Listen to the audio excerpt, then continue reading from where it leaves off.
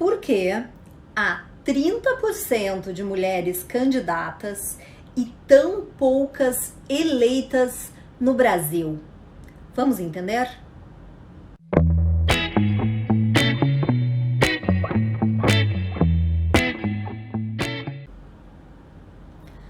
No site do Tribunal Superior Eleitoral, nós podemos acessar dados sobre gênero de candidatos de 2014 a 2020.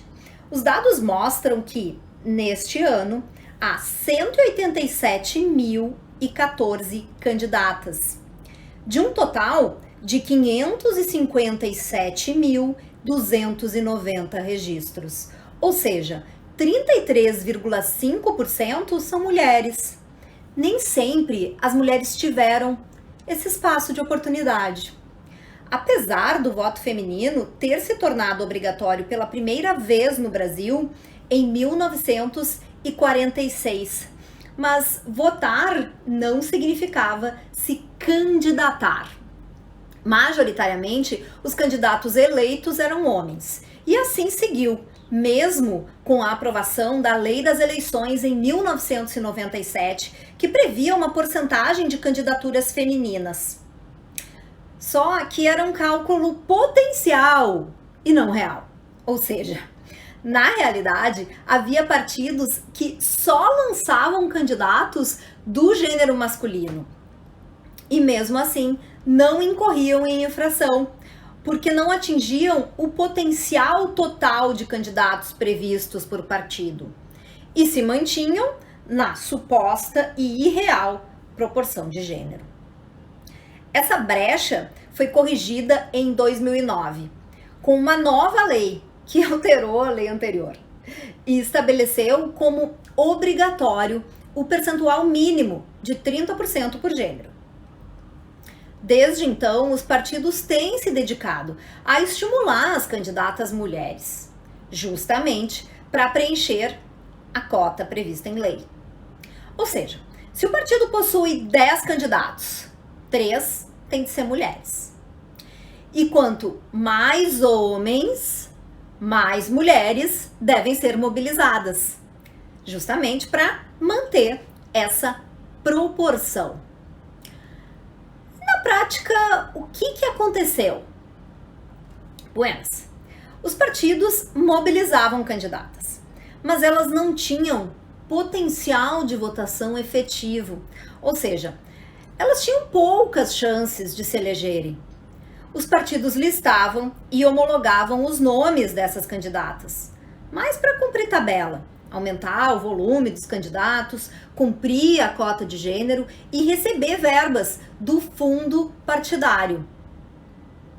Ou seja, para isso precisava se adequar aos requisitos legais. Porém, na prática, pouca ou nenhuma verba era destinada à campanha dessas mulheres, que passaram a ser figurantes e não protagonistas no palco eleitoral. Sem apoio estratégico, financeiro, as chances dessas mulheres ganharem visibilidade e se elegerem era muito reduzido. E o reflexo pode ser evidenciado no número de mulheres eleitas no executivo e no legislativo. Veja um exemplo. No Congresso Nacional, elas ocupam apenas 15% das cadeiras. E nos legislativos estadual e municipais, ficam entre 15% em média. Mas olha só, o cenário deste ano traz um alento. Teve uma resolução do Tribunal Superior Eleitoral de dezembro de 2019 que determinou que no mínimo 30% do fundo eleitoral destinado para os partidos deve ser direcionado para a campanha de mulheres, ou seja, das candidatas.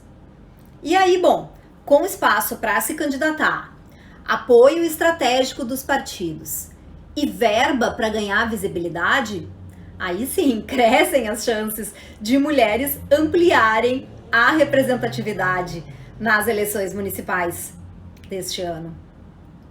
E olha só, se as mulheres representam mais de 50% da população brasileira, segundo o IBGE. Não é justo que essa proporção se reflita também nos cargos públicos eletivos? Então, bora votar em mulher nesse ano? Hã? Tá aí, fica a minha sugestão de um olhar mais atento para as candidatas no seu município. Esse é o canal Seus Dados e hoje os dados do TSE nos evidenciaram a diferença de gênero no campo político eleitoral brasileiro. Então você já sabe, né?